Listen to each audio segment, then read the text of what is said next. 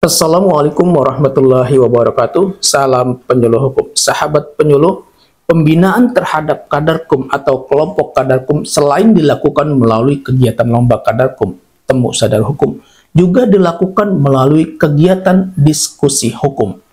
Berdasarkan surat edaran Kepala Badan Pembinaan Hukum Nasional nomor PHN.HN.04.04/01 tahun 2022 tentang pedoman pembentukan dan pembinaan desa atau kelurahan sadar hukum.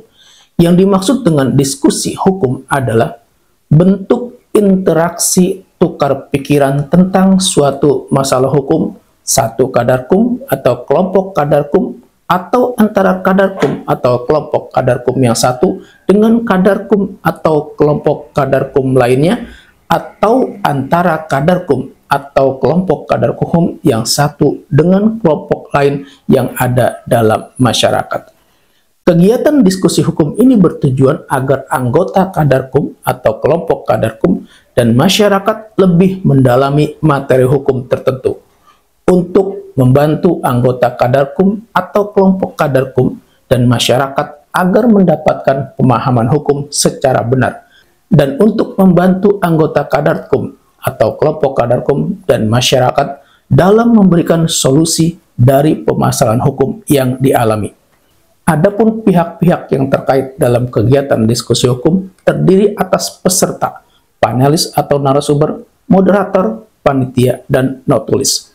Peserta diskusi hukum adalah orang atau kelompok yang mengikuti diskusi hukum yang terdiri atas satu atau beberapa kelompok dengan beranggotakan paling sedikit 15 orang. Antara lain, sesama anggota keluarga sadar hukum, anggota keluarga sadar hukum yang satu dengan anggota keluarga sadar hukum yang lain, atau antara keluarga sadar hukum dengan kelompok lain yang ada dalam masyarakat, atau anggota masyarakat pada umumnya. Kemudian panelis atau narasumber. Panelis atau narasumber adalah orang yang dianggap mampu mempresentasikan atau menyampaikan materi hukum tertentu dan ahli bidangnya. Narasumber ini dapat berasal dari fungsional penyuluh hukum, akademisi, aparatur sipil negara, dan aparatur penegak hukum. Kemudian moderator. Moderator adalah orang yang dianggap mampu untuk memimpin dan mengarahkan tertibnya diskusi. Kemudian panitia. Panitia adalah pihak yang ditugaskan untuk menyelenggarakan kegiatan diskusi hukum. Selanjutnya, notulis. Notulis adalah orang yang dianggap mampu ditugaskan untuk membantu mencatat segala kejadian yang terjadi selama diskusi berlangsung. Kemudian waktu dan tempat diskusi hukum. Diskusi hukum diselenggarakan secara berkala, paling sedikit 2 kali dalam 1 tahun.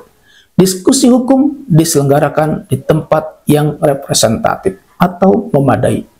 Adapun terkait dengan pembiayaan pelaksanaan kegiatan diskusi hukum dibebankan pada anggaran Badan Pembinaan Hukum Nasional dan kementerian atau lembaga untuk tingkat pusat.